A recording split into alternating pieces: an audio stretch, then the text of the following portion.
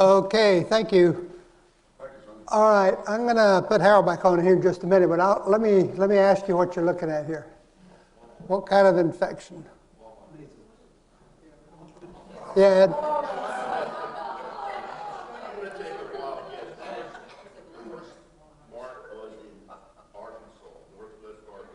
Yeah.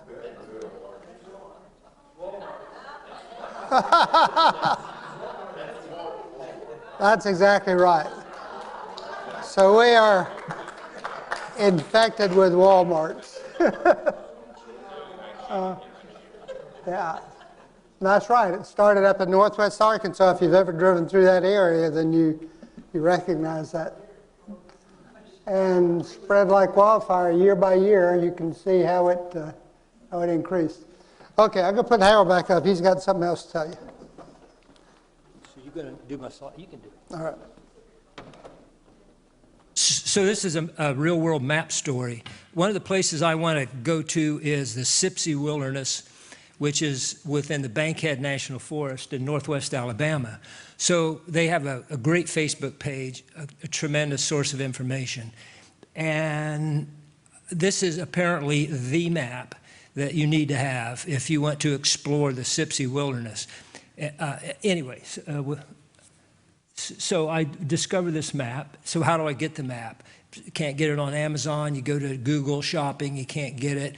So it turns out that Cartocraft. So go to the next slide. Cartocraft is a little map store somewhere in Birmingham. And then Facebook said, just call them up, they'll send it to you. So I call him up. This nice fellow answers the phone. This is on Friday.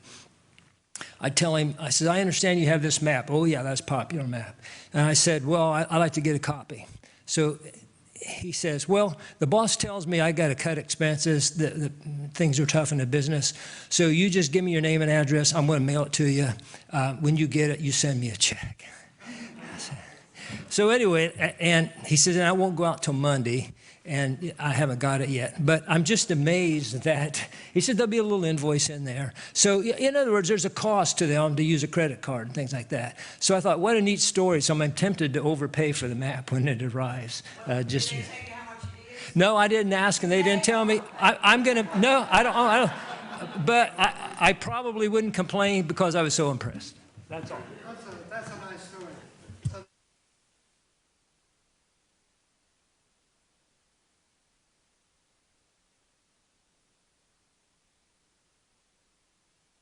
Get started, I'll mention we have two professional cartographers in this class. Marilyn Furlong has worked with that in real estate and done GIS, and Sue Mason, our trusted leader for current chair of the Advisory Council for Ollie, she also would brief generals and admirals and all kinds of important people in the military working with that. So Mike was telling me all about that. So yeah. And anyway, he did a lot of stuff too. So kind of puts me on the spot. I have to act like I really know what I'm talking about. Okay, let's see. All about maps. Here we go. I ran across this. World's worst legend.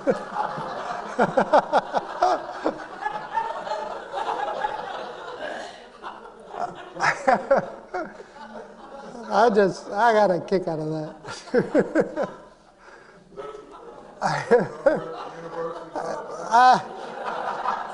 Could be. I'll have to go back and look it up. In fact, it's probably good that I don't credit it anywhere because, you wouldn't want to embarrass whoever did that.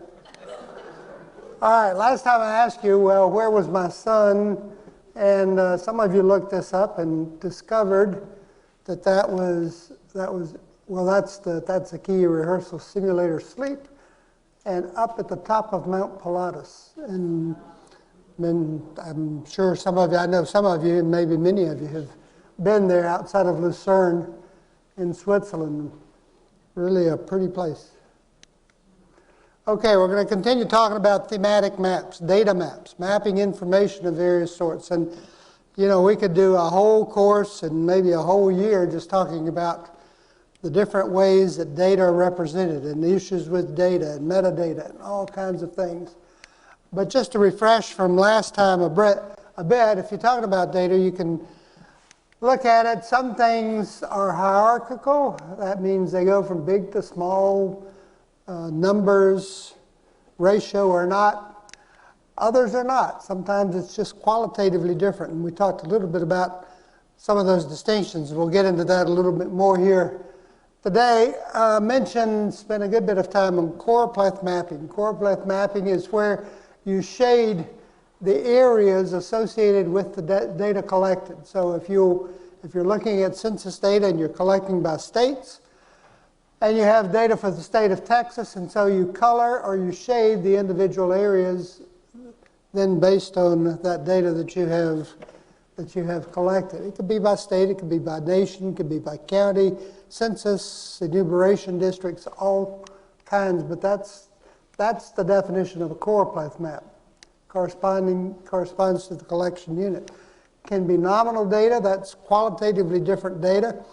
And so a good example of that would be a political map, each country different from another, so you color the map or you shade it just based on who the territory belongs to, who has sovereign control over the territory. There's no hierarchy or numerical relationship among the data. Or you have statistical maps of various sorts where the data corresponds to some sort of interval or ratio, and this is usually expressed as a percentage, and you want the coloring or the shading to match the change in the data. In other words, if you're going from low to high or high to low, then you want the shading to also trend from dark to light or the other way around.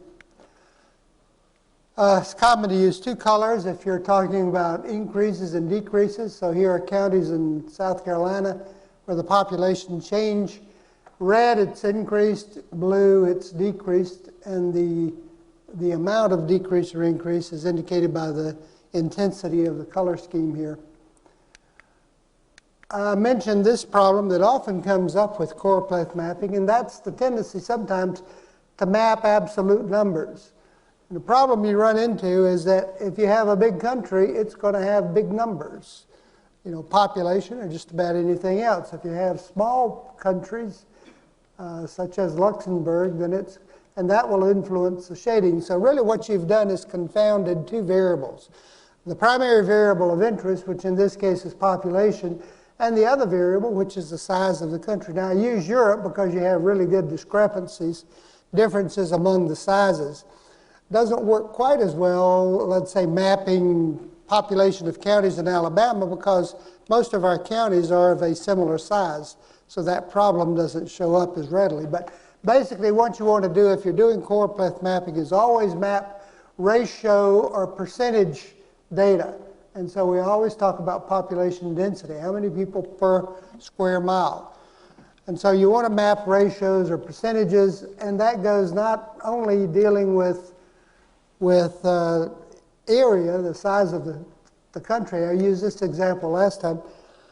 On the left I have urban population, what part of the number of people living in cities, and over here just straight population, total number of people.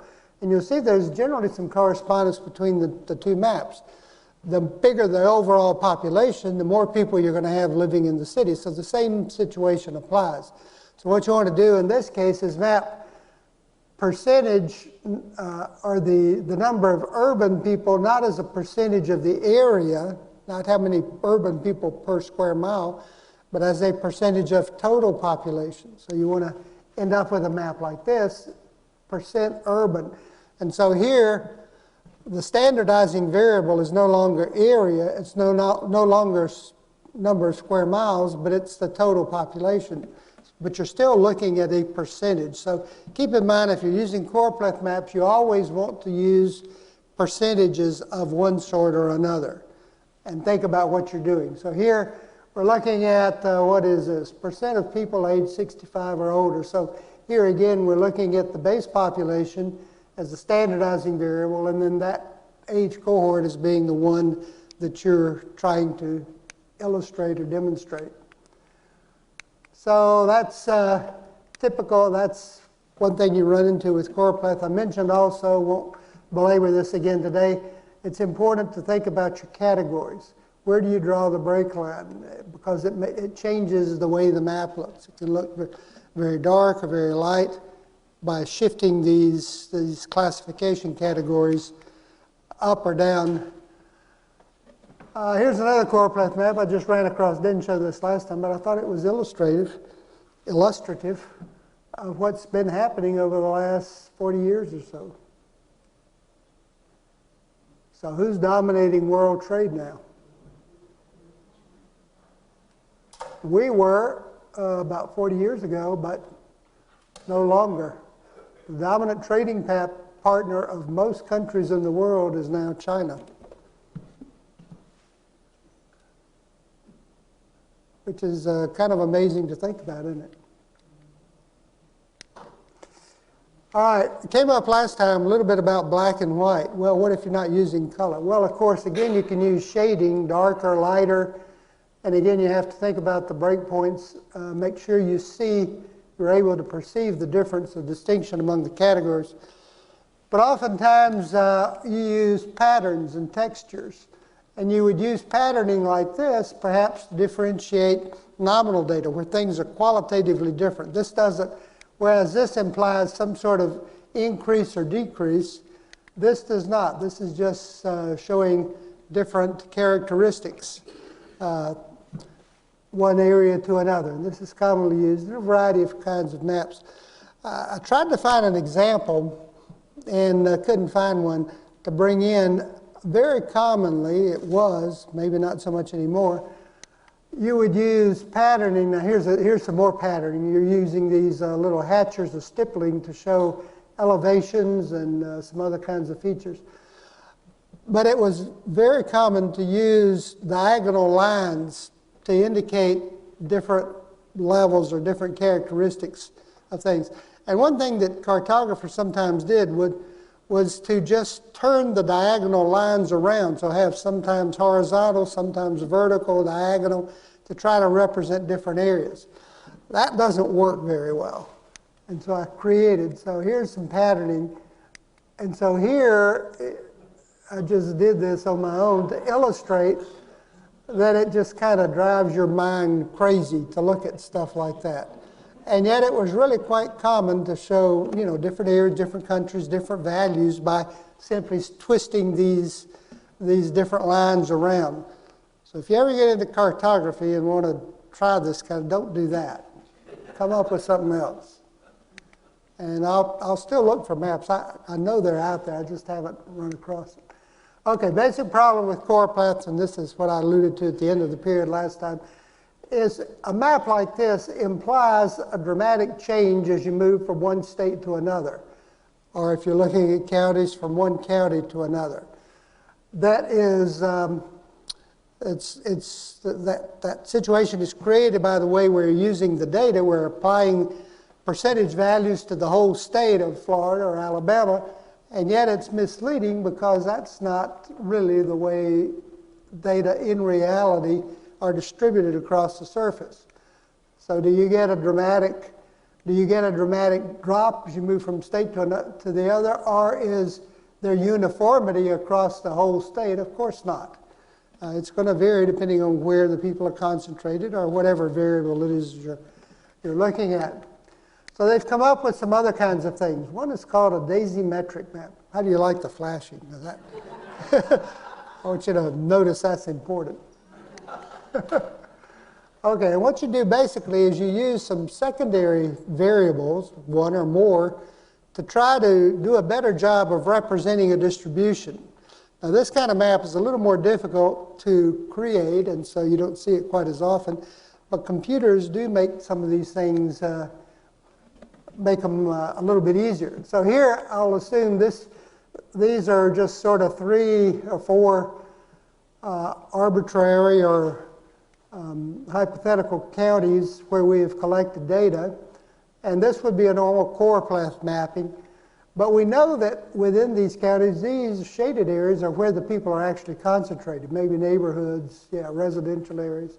And so what you try to do is to use a second variable to position the data that you find in the first a little more accurately.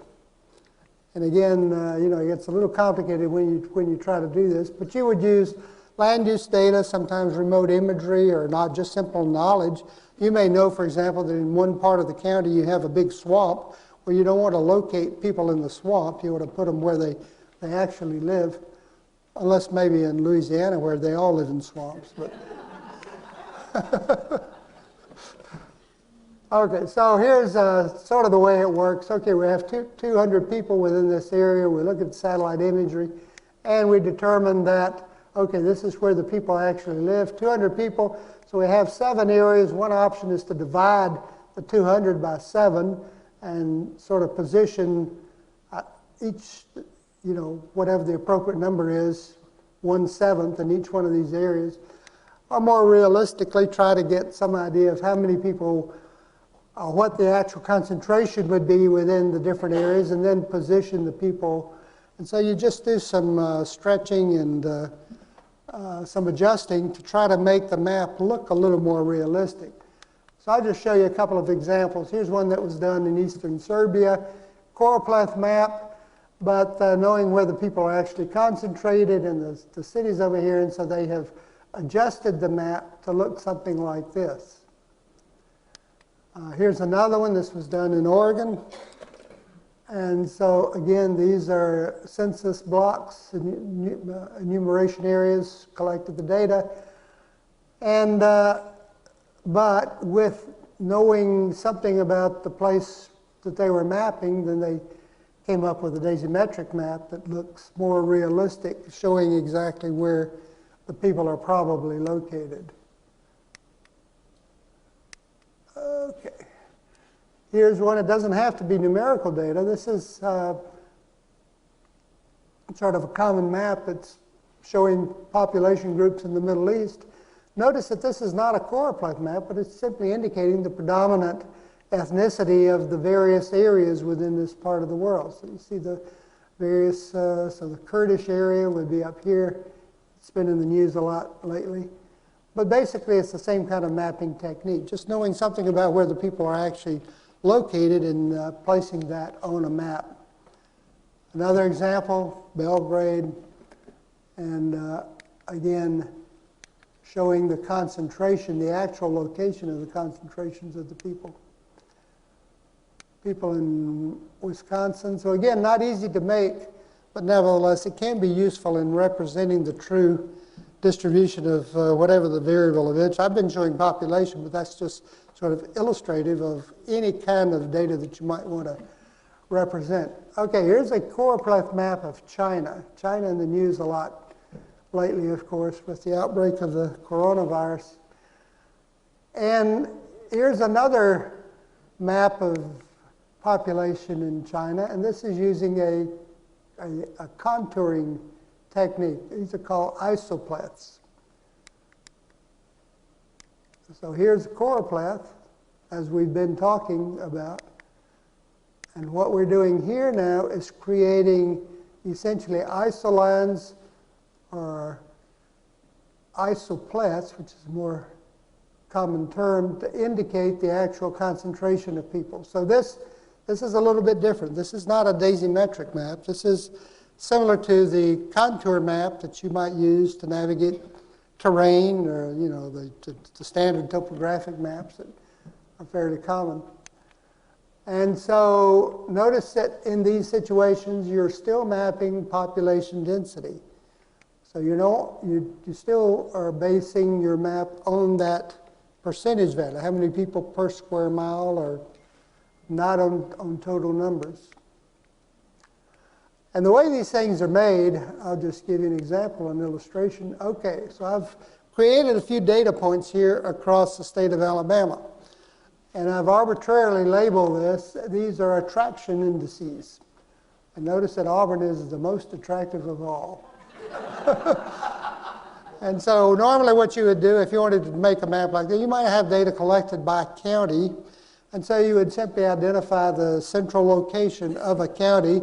And that itself, if you really want to get technical, can be quite complicated, finding a midpoint or a central point.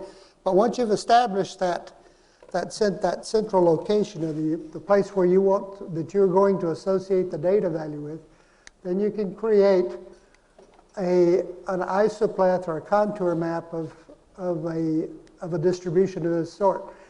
And so our range, we will assume that it goes from 0 to 10, although I think it actually goes from 3 to 9. And I'm going to use value of 2 as a contour interval. And so we will trace a line up across the map for, again, we're using contour intervals of 2, so every even number then will have a line. And notice that we begin off the map, and everything on one side of the line is less than 8. Everything on the other side is greater than 8. And of course, the line goes right through that point, which has a value of 8 itself. And we'll trace the second line. Here's a value of 6. Everything to the left of this line has a value less than 6. Everything to the right greater than 6. And again, we run right through one of the points, which has a value of 6 itself. And then value of 4, we'll just make something that closes on itself. Now, we could have run it off the map as well. And so here you have a contour map representing those values. So if I were to go back to the map of China I showed you at the beginning, that's the way that map was made. It was by interpolating among various points on the map and then creating that transition or that change. And a couple of things to note about all contour maps. The lines must all either close on the loop, as we've done here, or run off the map. You can't leave a line just hanging somewhere on your map, because that's impossible to interpret. Everything on one side of the line is less. Everything on the other side is greater. Everything on the line is absolutely of that value, whatever that line represents.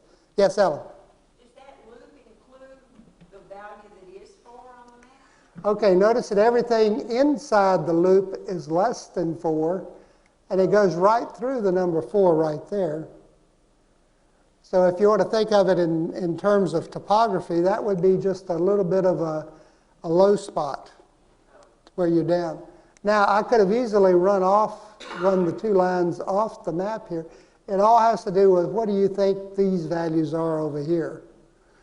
And I'm just assuming they are greater than 4, although it's not necessarily true. But certainly down here with Mobile, this is greater than. So now this is fairly simple. Creating these kinds of maps where you have a large variety of points, some of them big, some small, can get quite complicated. And take it from me, it can drive cartography students crazy. Okay, this is the way you usually see a contour map. Topographic map. This is standard topo sheet, 7.5-minute quadrangle. And it has all of these lines all over the map. These represent elevation. And sometimes the line will be labeled. So here we are 530 feet above sea level. And if you notice, everything along that line is going to be exactly 530 feet. And that line, I guarantee you, will either run off the map or it will close on itself somehow. Usually, the heavier lines are the ones that are labeled on these contour maps. So there's a heavy line. Well, where are the numbers? We don't know what the number is, so you follow the line, come all the way down around there, and you find the number associated with that particular line. And so if I go back to where it is over here, and I notice I cross 1, 2, and then there's 30, so that just tells me, without even looking at the legend, that we're talking about a 10-foot contour interval. So you cross the value of 10, 520, and then you're up to 530. Everything on the other side of this line is going to be lower than 500 feet. And so that's the nature of these contour lines. And if you want to look at sort of a profile or a diagram showing how this works, imagine a terrain and water levels rising. It's raining and flooding, and Noah's putting his animals in the ark, and there they go. Okay, and so these points then indicate the elevations, and that's the way it shows up on a map. Or here's another example. We're headed uphill. Notice some of the numbers, and you're getting higher. Notice they're fairly spaced out over here to the left, but as you move toward the tip of the arrow, they get closer and closer together. Well, what does that tell you about the shape of this mountain?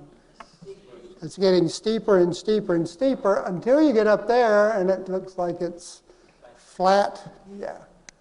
So I'll put a picture of a volcano, although that's not exactly true because that doesn't look like a crater at all. So anyway, that's maybe this is Devil's Tower or something out in Wyoming. Sometimes contour maps are shaded or colored. And so you can look, the contour areas will be associated with a particular color. It makes interpretation a little bit easier, and you can just look at the color and tell where you are, what your elevation is, or what your value is, without having to trace. This one does include the numbers as well, but if you're looking at simple coloring or shading, then you wouldn't need the numbers. Sometimes contours are overlaid above on air photographs or remote sensing information. These orthoquads are quite common. And here's another diagram, another illustration. One important thing to remember about contour maps or isoplyth maps is that if you move from, okay, let's see, where are we? We've got 3,000, 4,000, 5,000. So we're going uphill here. As you go from 3,000 to 4,000 to 5,000, just think about your walking or hiking up a mountain. It's important to remember that as you go up, you cross every possible elevation imaginable between those values, even fractional numbers. So that you cannot get from 3,000 to 4,000 without crossing every possible elevation in between. You do. That's key to understanding contours. Now remember, think back of the choropleth maps. As you go from high population density in Florida to low population density in Alabama, that requirement isn't there. You can have high and low values adjacent to each other, but not with contouring. In contouring, you have to cross every single possible value in that interval space. And so that means that when you're thinking about data that you want to map, then you have to sort of conceptualize, you know, is that really true?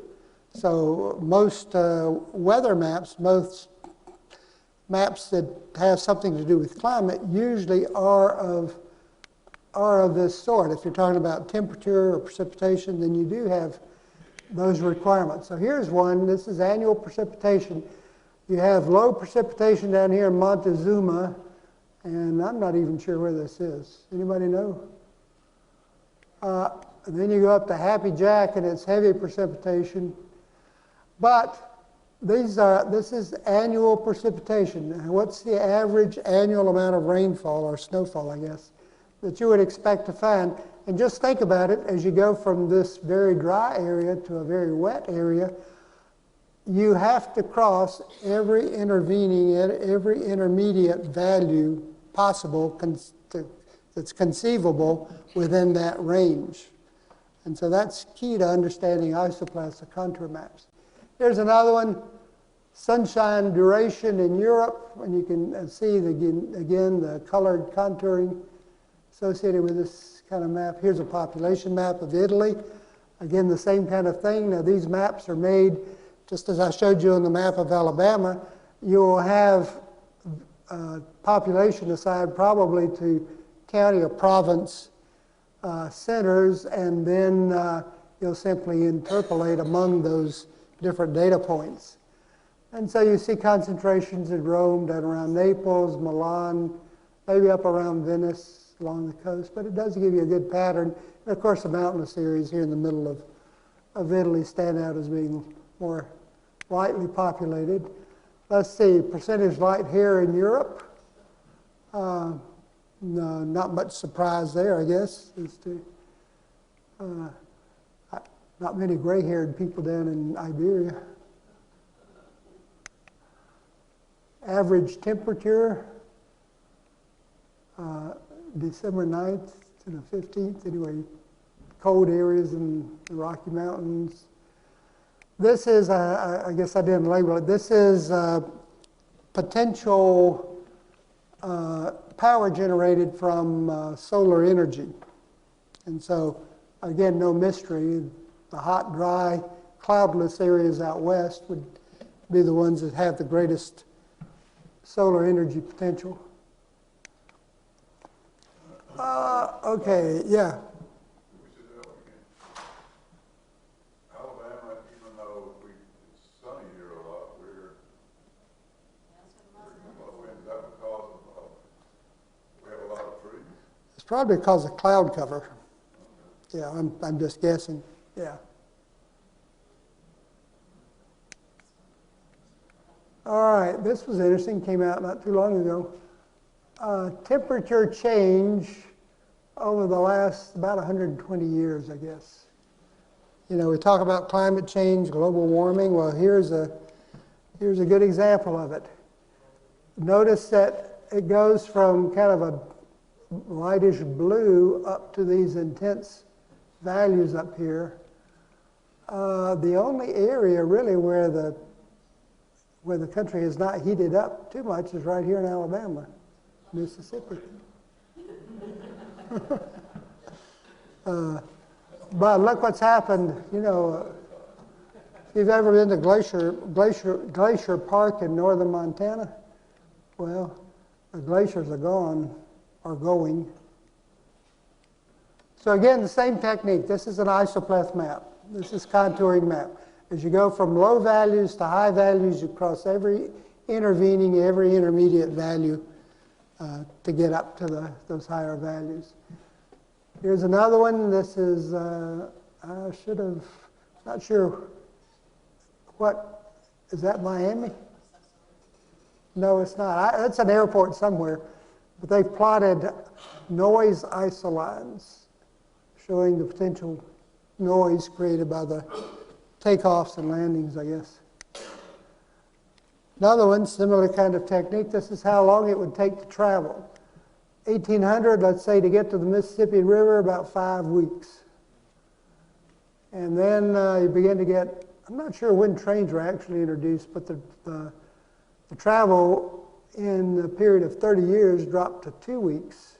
And that's from the coast to... That's from New York City, I'm sorry. Oh, okay. From New York City, yeah. And here we are in 1857, and now railroad's certainly important here, so we're down to 1 week to get to the Mississippi River. And this is in 1930, not reflecting air travel, but just railroads primarily. And I don't have a map of what it would be today, but you can imagine, you know, 5 hours to get all the way across the country. So again, similar kind of technique. These are all isopleths, isolines, drawn in the same way. So contour maps are not just for showing mountains and valleys.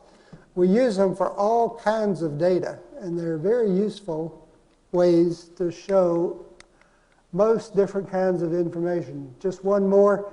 Now, this is fairly complicated, but I looked at it closely, and it's a contour map.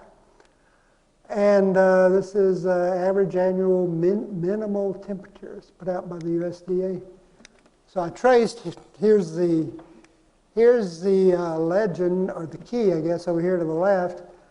And if you look at it carefully, you're going from warm values to colder values, and you cross every one of the intervening values in between here. Now the coloring, you know, there's no sort of trend in the coloring, so you have to pick them out. But as you go up, then you end up crossing until you reach the higher. I think that would probably be the highest one there. So again, and just imagine sitting down with some data and your boss tells you, okay, make me a contour map. And so that's what you have to draw. I would think that type map is what they used for the food deserts. The food deserts? The areas within populated Mm-hmm. areas that don't have access to fresh food or Yeah. affordable food. This is a very common type of map. Anytime you're, or just as I was showing you travel distance across the country, when you're measuring proximity or distance from one place to another, that it would probably be this contouring technique, this isopleth technique. But I'm going to show you another one right now, which has kind of become popular. It's what they call a heat map. And these things are done with computers, and you can cause, and essentially it's a contour map with some sort of continuous transitions, although as I look at that, this one is actually classed.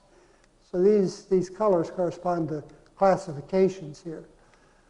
But basically heat maps look something like this. So this is showing you distance from workout gyms in DC.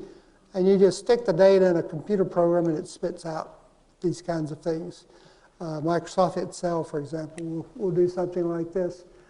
And they refer to them as heat maps, I guess because they look like blisters, usually. And the areas of greatest intensity are often red. Here's another one, number of sales and selected outlets. I'm not sure of the interpretation of this, but I just wanted to show you, sort of what these things actually look like. I showed you this the other day. These are, this is back to choropleth technique. Remember what these colors indicated? I did show this to you, didn't I?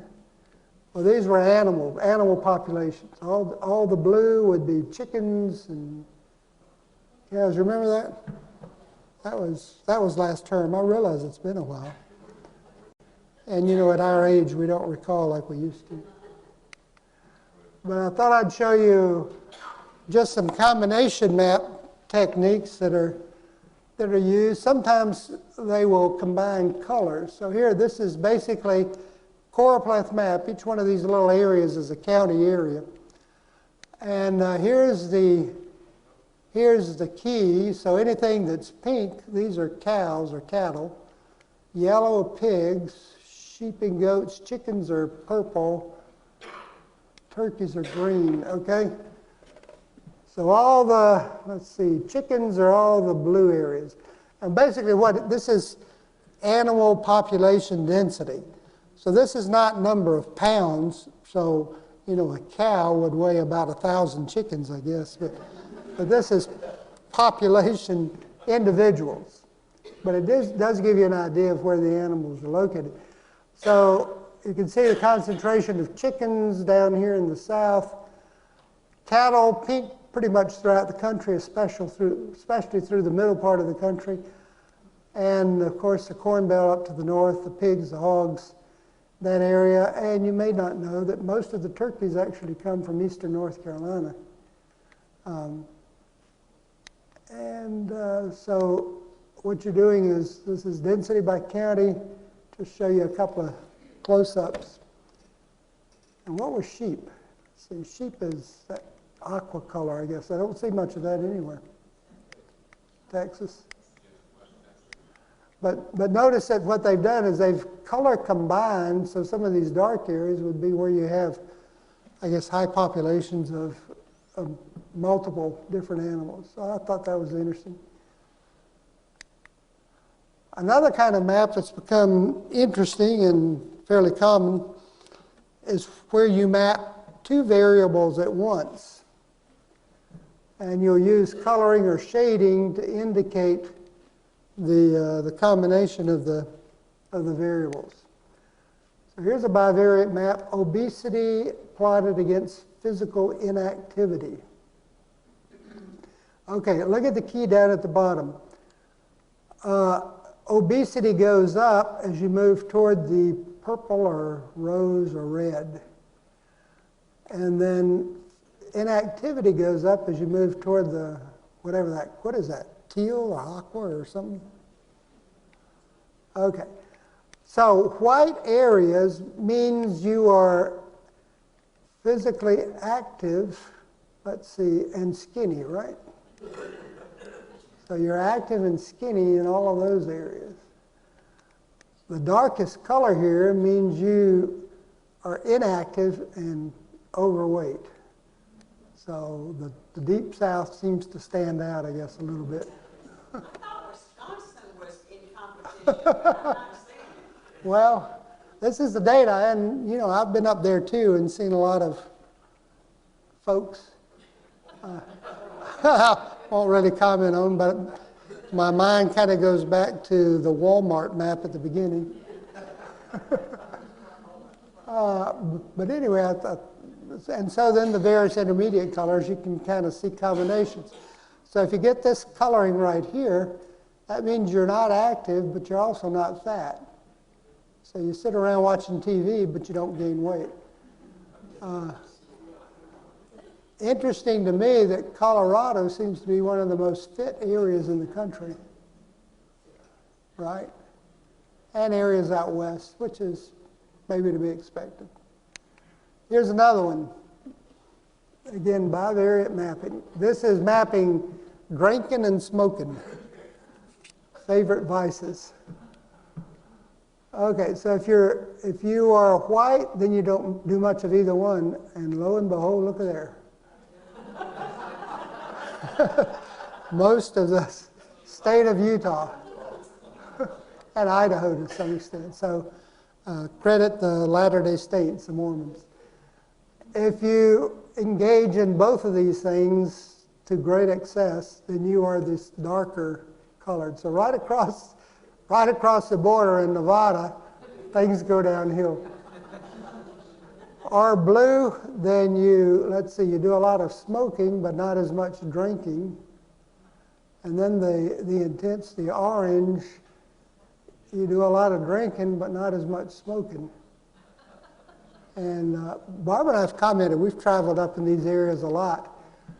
And you know, in the South, you see a lot of churches where you see a lot of casinos and bars all over that part of the world. Yeah, and it's cold, and you know, what else are you going to do? So anyway, these two variable maps are common. And now with computer technology, they're fairly easy to make. Again, something like Excel, or I'll show you a little bit later in the course. You can go online, Esri, produce ArcInfo and ArcMap.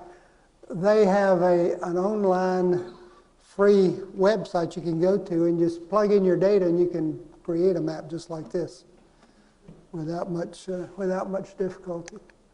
Okay. Do you have a way to put that map of obesity with a map of poverty in the United States? Because there's supposed to be a really high correlation. We could see it if we put those. Exactly. And in fact, I've seen maps like that. This kind of mapping technique, you can combine any two variables.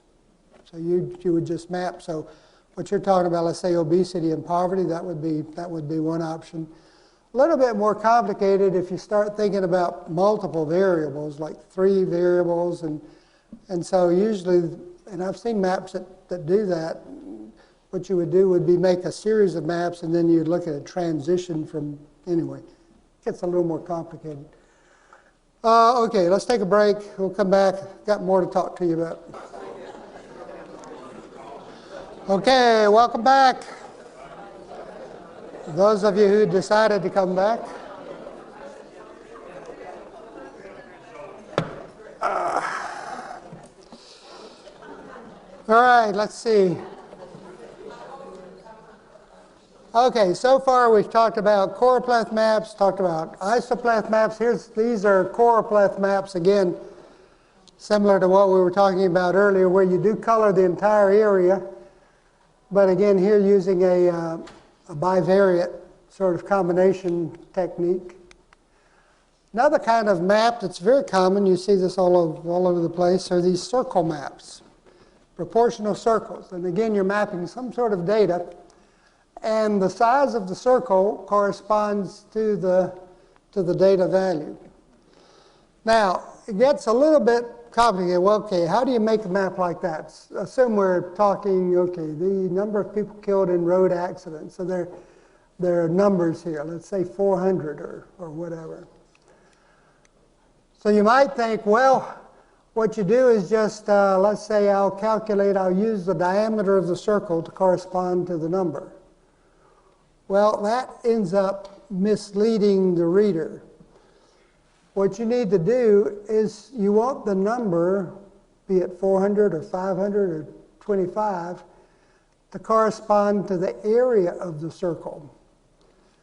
So you have to do a little bit of math, you know, pi r squared and all of that. You have to do a little bit of calculating to go from the data that you're mapping to the size of the circles, to actually making the circle, setting your little compass or whatever tool you're using to create the circles. Because you want the area of the circle to match the number value. Another thing that people often make a mistake, and I see professionally produced maps doing this way, it's you don't want to create classes or categories like we did with choropleth maps. Now, oftentimes you'll see a legend down here, and the legend will have some numbers. But if these proportional circles are done correctly, every one of the circles on here will be different from every other one. And they will be different from the numbers in the legend. The numbers in the legend are just illustrative to give you an idea of how big the circle is. Because the likelihood, let's see, the biggest one here says 8,000. The likelihood that you would have exactly 8,000 people killed in any one country is very remote. It would be some other number. And so what you want to do is to match the area of each circle to the exact number corresponding with the values for the area that you're mapping. Another thing to be aware of is that we've been talking about, both with isopleths and with choropleth mapping, using percentage values, ratio values. That's generally not recommended with circle maps. Why would that be the case? Why not say, okay, 4,000 people per square mile or something?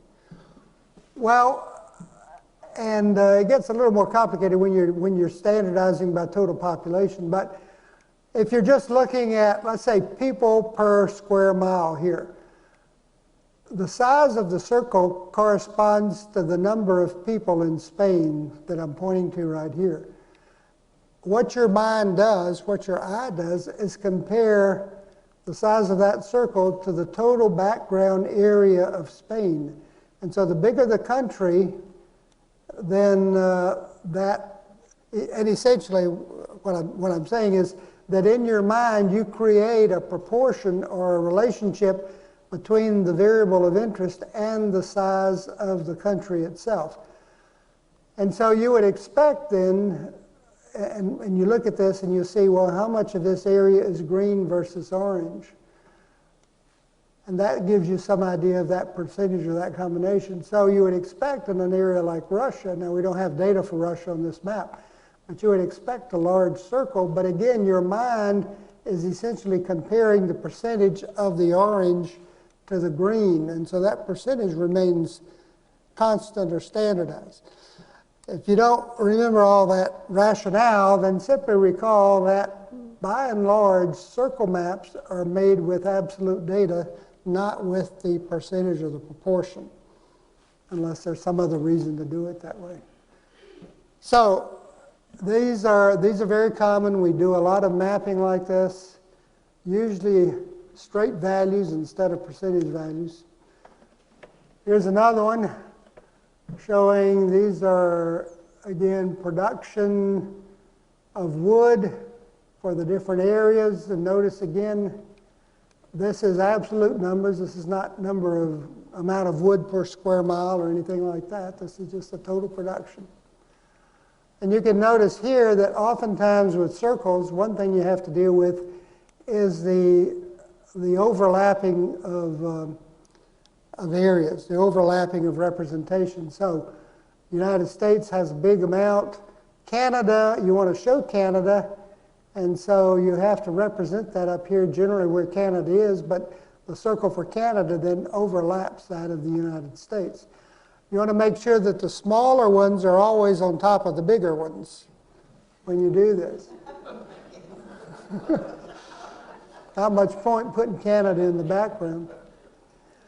And in fact, if you're actually trying to produce these manually, and again, a lot of this now is computer generated, you get into a little bit of a hassle because what you have to do is you're going to draw a diameter here for this circle, but you have to remember to interrupt it at that point. You don't want to complete it all the way through because you're going to put another one on top of it there. And so just in the production of these things, it can get a little bit complicated. Here's another one, another example. And again, this is a common way to represent the legend. Let's see if these are done. Well, that doesn't have a legend. You'll just simply create a few representative sized circles and that show what the values represent across the map. They're very striking, very dramatic. A lot of times, you know, you can see whatever the data is that you're trying to see right off, just at a glance, and they're quite useful. Again, you can't see it very well. There's some overlapping here, and you want to make sure that's visible. A lot of times, and I should have included a map that does this, as you overlap the smaller circle on the larger circle, you will create a little bit of white arc around the smaller circle, and that will give, I'll try to remember to bring an example of that in, that will give the impression and make it obvious that this one is sitting out on top of that one. The smaller one is sitting out above the larger one. Okay, remember the circle area corresponds to the value, not the diameter, not the circumference. It has to be the area. Sonny. Yes? What is that population in Washington State? It's not Seattle and it's not Spokane. Let's see. That would be, is that not Seattle? The big one is Seattle. I'm sorry.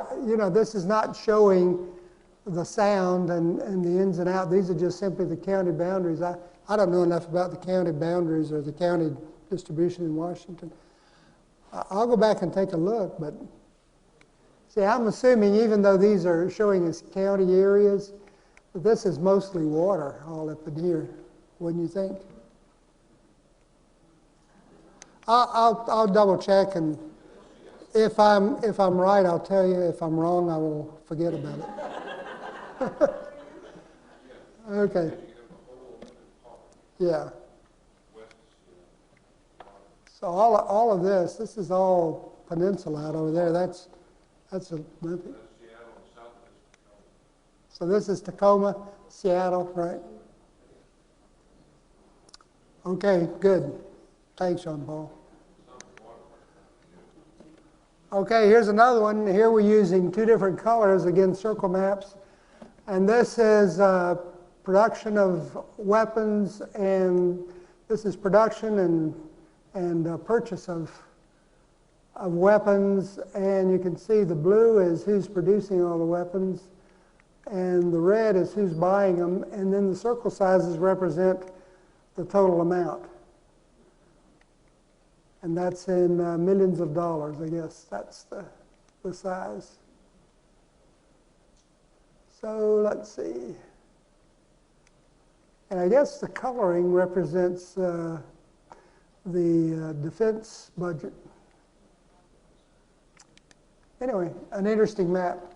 Also an interesting presentation by sort of focusing on the North Pole and then having this projection stretches out and shows the whole world in one fell swoop, except Antarctica. Another one, and here we have circles with choroplaths. So the choroplaths, the coloring, indicates the population density. We've been talking about that. And then the wine consumption, now here, the circle sizes do correspond to per capita data. So I guess that's what I said a while ago. It's not, I guess it would be more appropriate here. So let's see. Can't tell anything else. To me, it looks like they're all about the same size per capita wine consumption. Throughout Europe, maybe a little more in France. I read one time that Argentina consumes more per capita wine than anybody else. They produce a lot and don't export hardly any. Another common technique is to use wedges with these circle maps. And here's a fairly simple one. This is just basically the base population and the two areas within the circle. You either live within the capital city or outside of it, and you get a pretty good feel. A couple of things to point out about if you're doing wedges, and it's very common to include multiple little pie, these little pie graphs, the pie wedge, and the size of the circle, of course, corresponds to the base variable. Yeah, Marilyn.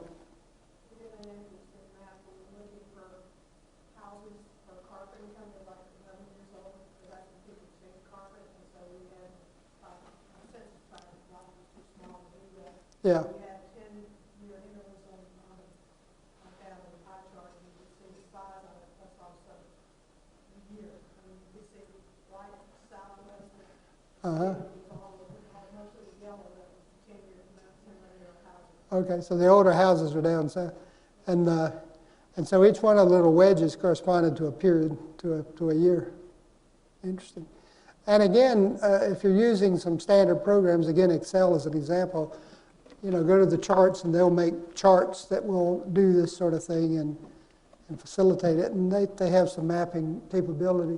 One thing, if you're doing this and you happen to be doing it manually, now a computer will take care of this, is make sure you start your wedge at the same place. So notice the light color is always to the left, and the vertical start point is always straight up and down. You wouldn't believe, and I've seen this a lot, how common it is to have these wedges, but the pie is pointing every which direction. And so you're trying to make sense of it, and it's hard to read. Rule of thumb, try to make things as simple and easy for your reader as possible. Okay, some more, again, combining colors with the proportional circles. The circles correspond to Muslim population, not total population, but number of Muslims. And then the interesting take on this, the coloring reflects what percentage of the total population. Now, I would have made the map a little differently. I think this is a little confusing, but it does illustrate the point. So dark areas mean that almost everybody belongs to that particular faith. Lighter color means a small percentage would belong to that faith. Similar kind of map is something like this, and that's where you're not using circles, but you're using some three-dimensional figures. Again, and this is fairly complicated, but where the area here then corresponds to some sort of data value. Now again, these are a little bit more complicated to create because what you want to do is to have the volume of those boxes be associated with the value. Not the front surface or not the top, so you don't just take a measurement here or some sort of diameter. What you want to do is to calculate the volume of those little figures that you put on there, because we think in terms of a volume. Something that's big and fat conveys the idea of more of whatever it is you're describing than something that's smaller in size, and we relate those concepts to total volume. So you need to calculate somehow the volume of these three-dimensional figures. And I guess you can do that, but I'm not sure right off the top of my head how that would be done. and then use that to associate with the data value. Seems like that map design would fall apart if you had closely adjacent areas that were big production Yeah. manufacturing areas, and they would just, the boxes would run over each other. They do, and notice what they've actually done here. Remember the circles, they actually overlap the circles. But I think what they've done here is they've actually offset the boxes a little bit to make them fit.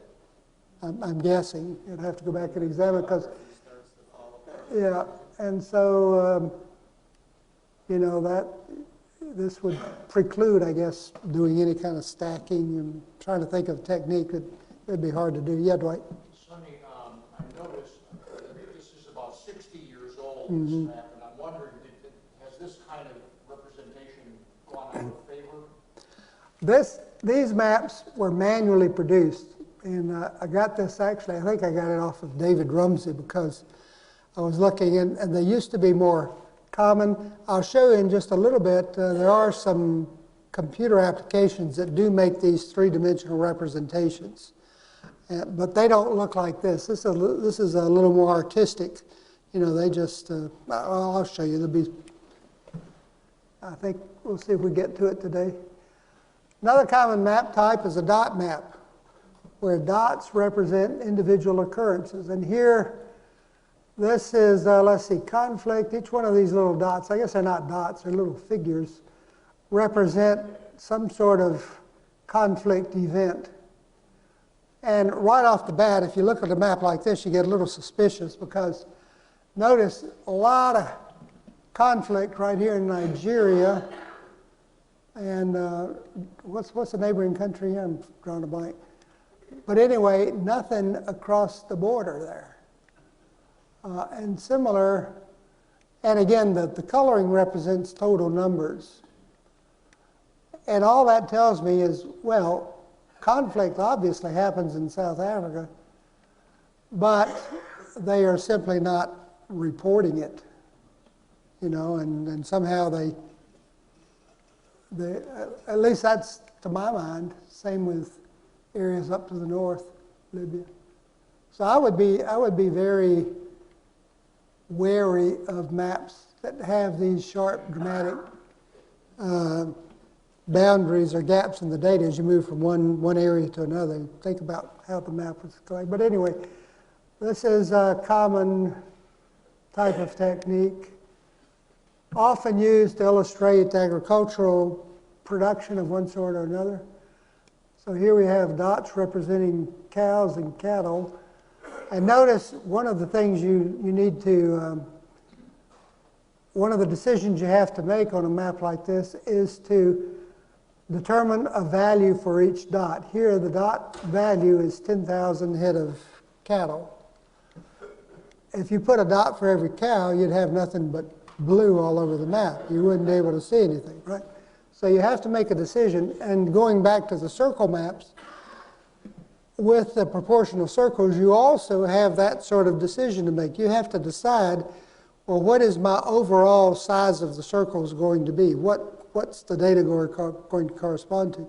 If you set it too big, then you have nothing but black circles all over the map. You don't even see the map. Or too small, you can't really tell much about the distribution. So those are the kinds of decisions you make. A lot of that today is somewhat automated, but I would say if you do any mapping, keep in mind that those things can still be varied, and you want to try to make it as clear and direct for the reader to understand as possible. So anyway, the decision here is to decide what the dot value is. Okay, so here's another dot map. This are acres and non-federal wetlands. So anyway, I'm not sure about all the details of what that is, but it's an example of a dot map. Here's a more complicated dot map. This is in some ways similar to the map that I showed you of the animals, where the different colors corresponded to different types of animals, while here different colored dots correspond to different ethnicities. And so you can see, this is Chicago. You can see white areas generally up to the north, black African American down to the south, and you can see the scattering of other groups. I'll show you a bit of a close-up. And so somebody went to an awful lot of trouble making a map like this. And you can see, okay, so this would be Hispanic, I guess, right in there. And then the black areas to the south, white. So if you're familiar with Chicago, then that probably strikes you as being more or less the way things are. More dots. These are pigs. And so you can definitely see. Now notice the date. This is 1930. Concentration of hogs in the Midwest. From Iowa, Illinois, all the way through Ohio. And if you know anything about the history of farming in the Corn Belt, then you know that association between grain and fattening your pigs up in the wintertime, and that's how you make your money. But also notice a couple of areas. Look at the areas of South Georgia, Southeast Alabama, North Florida. There's some concentrations down here at that time. All right, here's a more contemporary. This is hogs, pigs. This was 1930. This is 2012. So just look at the change in the pattern. I'll come back. Notice how not so much in Ohio and Indiana anymore, or even Illinois, hogs have shifted west. I'm sure the average size of the farm has greatly increased. Yeah. I can't read the details. Are the dot sizes, do they represent the same number? Okay, that was one thing I was going to get to. Here the dots are 5,000 heads. Here the dots are 20,000. Okay, so it looks a little sparser, but that's a factor. That's a function of the change in the dot value. So, and notice increased. Okay, I think I did this to compare the two. All right. Again, exactly based on your question, there are more pigs in 2012 than there were in 1930, and yet the map pattern seems to indicate otherwise. But that has to do with the choice of the dot value. All right, notice the pattern change. This area seems to have pretty well dropped out. So has that area, not much down here in. Now, I was actually born in North Florida, and so I remember as a kid going down there, and there was a lot of hog farming and sausage making and everything. Not so much anymore. Look what's happened in eastern North Carolina. There's an area that's emerged over here that wasn't there before. So I don't know if any of you from that down east area, or it's so some interesting changes in the dot patterns. But again, important point is to remember that you need to associate one dot with a particular number, and you need to choose that carefully. What you want in a dot map is coalescing of the dots in areas of greatest concentration, and then a spreading out or a sparse pattern in areas of light concentration, and set your overall dot value to obtain those objectives if you can. Now, when you get down to it, and basically, if you're doing a dot map manually, you've got a pen and you're coming down and making a dot. And so you've got 30,000 little dots to put here in central Iowa. And so after the first 45 minutes, you've gotten about 750 of them done, and you're making your dots. And after a while, you just end up scribbling and painting in a bunch of blackness and going on. So that's the, I thought I'd show you this map. Porcinograph. And this was done by the Pig Society or Farmer Association and stuff. But I just got a kick out of it, made the country look like a pig, and look at Cuba.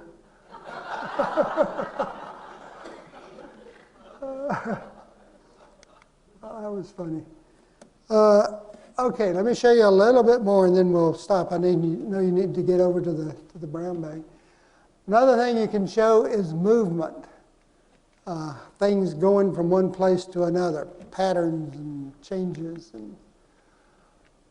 And so here the lines correspond to volume of movement.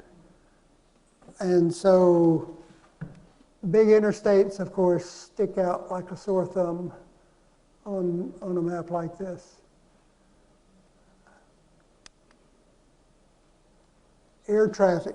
This is, I just took a snapshot of aircraft over the United States. You know, you can go and look up, there are various programs that will let you track flights. Here's air traffic flow, a lot of it across the more populated areas. And here's what it looks like in reality. This is one day air traffic. And you can see the day and the night. See the day advancing here from the right? They're interesting patterns. Notice how the traffic between the United States and Europe changes.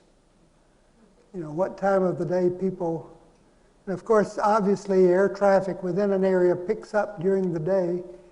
So here it's daylight over Europe. Daylight's coming to the United States now, and you can see the increase. But look how the flow during the day, the flow is from Europe to North America in the morning. No, I'm sorry. During the day in the afternoon, I guess, right? So here's advancing night. And then overnight, the traffic flows in the opposite direction. I'll let this keep going. So it's still daylight over here. Now it's become evening in the United States. And early evening, the planes start flying off back to Europe. And I was thinking about this and, you know, read up on it. And sure enough, it has to do with the rotation of the Earth and this pattern. If you've traveled to Europe, you've had this experience. You generally take off in the evening and you fly overnight and get there in early morning because you're going against the sun. But it has to do with they're trying to minimize the time of the planes on the ground. They can turn them around within an hour or two, get them ready to go back. And this way of doing it maximizes the use of the aircraft, keeps the planes in the air more than if they were to do it the other way. So anyway, I thought that was an interesting illustration. Let's see. Here's rail freight. Why would you get this big fat line just stop out here in the middle of nowhere? Coal, yeah, that's right. So this is a big coal mining area in eastern Wyoming, and so this is all freight or tonnage associated with coal. And there's some areas, if you look carefully, the lines will terminate at big electrical energy producing plants. You have a year on that? Do I have a what? You remember the year? I could go back and look it up. I didn't copy it down. Probably within the last couple of decades. It's not real recent. More maps indicating movement. This is simply showing a flight of the monarchs, I guess, where they go down to Mexico. This was an interesting one. The lines indicate patterns of movement of various animals in the ocean. So the whales would be this lighter color. So you can see the migration along the coast. Tuna, and then sharks, generally most all over the place. Sea turtles seem to go a long way.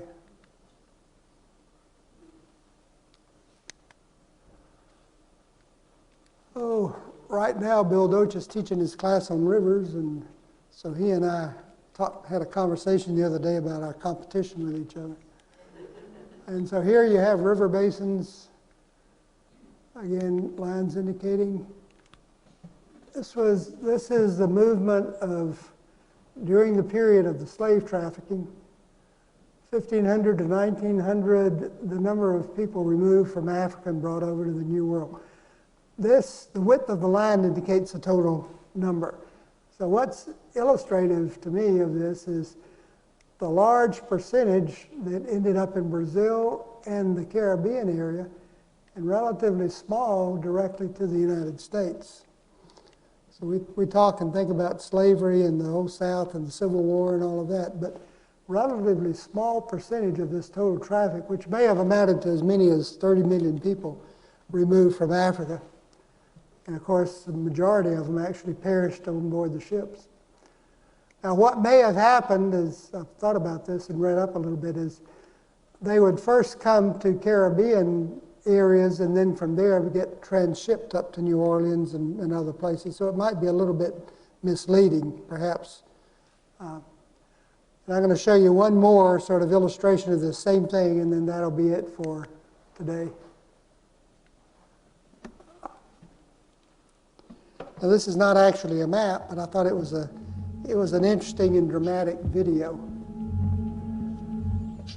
This is the slave trade, and it's in the time that was taken by ships to cross the ocean. The bigger the dot, the larger the cargo. And this is all based on actual records of the slave trade that have been analyzed and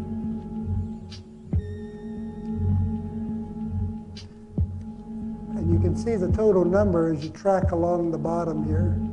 You can see the moving symbol.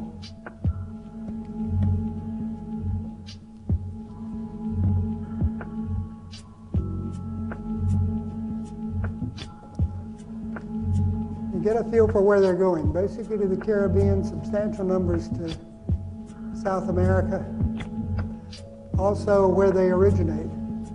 West Africa, the coast, a lot from Angola and Mozambique in southern Africa.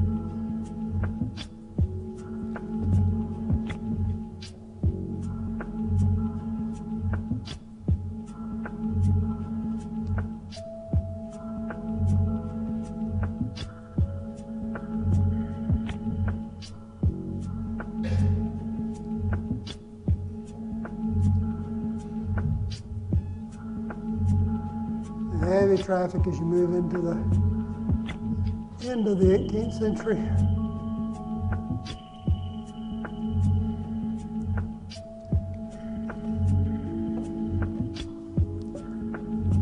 And by the time you get into the 19th century, you're beginning to get efforts to intercept and to interdict this slave trade. So at that time, the Portuguese in Brazil pick up. Now, by this time, Brazil has become independent, but they're still importing slaves. Notice that the traffic to the Caribbean has dropped off dramatically. British and American ships are making efforts to intercept slave traders across the ocean, but not very effectively.